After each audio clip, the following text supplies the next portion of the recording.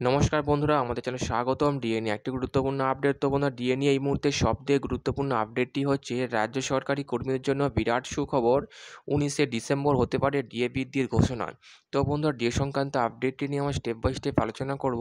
তো অবশ্যই আপনারা ভিডিওটি স্কিপ না করে অবশ্যই পুরোটা দেখবেন। তো তার আগে বলে রাখি, যে সকল বন্ধুরা আমাদের চ্যানেলে নতুন, আমাদের চ্যানেলটি পাশে সাবস্ক্রাইব বাটন, সাবস্ক্রাইব করার পর পাশে যে বেল আইকন সেটি প্রেস করবেন। লেটেস্ট ভিডিও আপডেটগুলি সবার আগে পেয়ে যাবেন। দেখে নেব আজকে ডিএ সংক্রান্ত গুরুত্বপূর্ণ আপডেটটি। 2024 সালের 1 জানুয়ারি থেকে কার্যকর হওয়া বর্ধিত ডিএর ঘোষণা। পূর্বে 2023 সালের 21শে ডিসেম্বর কলকাতার পার্ক স্ট্রিটে অ্যালেন পার্কে ক্রিসমাস উৎসবের উদ্বোধন উপলক্ষে করেছিলেন পশ্চিমবঙ্গের মুখ্যমন্ত্রী মমতা বন্দ্যোপাধ্যায়।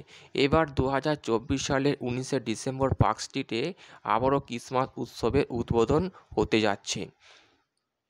তো সেই কারণে পশ্চিমবঙ্গ সরকারি কর্মীরা আশা করছেন 19শে ডিসেম্বর অর্থাৎ আগামীকাল 19শে ডিসেম্বর হতে পারে ডিএ নিয়ে বিরাট ঘোষণা।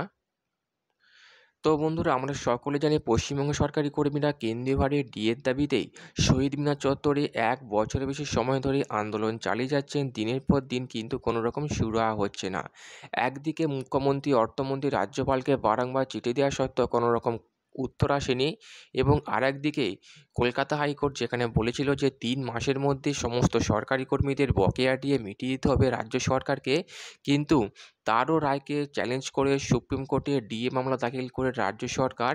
এই দুয়ের মধ্যে ফেঁসে আছে রাজ্য সরকারি কর্মীরা, এবং যেখানে আমরা দেখতে পাচ্ছি একমাত্র পশ্চিমবঙ্গ রাজ্য সরকার বাদ দিয়ে বাকি রাজ্যগুলো যেখানে কেন্দ্রীয় সরকারকে অনুসরণ করে ডিএ পাচ্ছে, একমাত্র পশ্চিমবঙ্গে এই মুহূর্তে ষষ্ঠ বেতন কমিশনের আওতায় 14% হারে ডিএ পাচ্ছেন পশ্চিমবঙ্গ সরকারি কর্মীরা, এবং কেন্দ্রের কর্মীরা ডিএ পাচ্ছেন 53% হারে, এবং যেখানে একটা 39% বিরাট পরিমাণে ডিএর ফারাক থেকেই যাচ্ছে।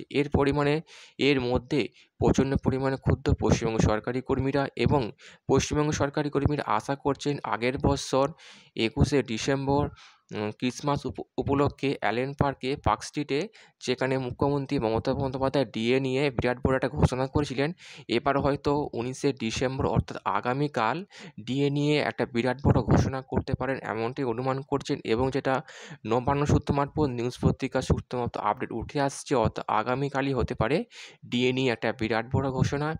তো বন্ধুরা, এই ছিল ডিএ সংক্রান্ত গুরুত্বপূর্ণ আপডেট। কেমন লাগলো কমেন্ট করবেন, লাইক করতে ভুলবেন না।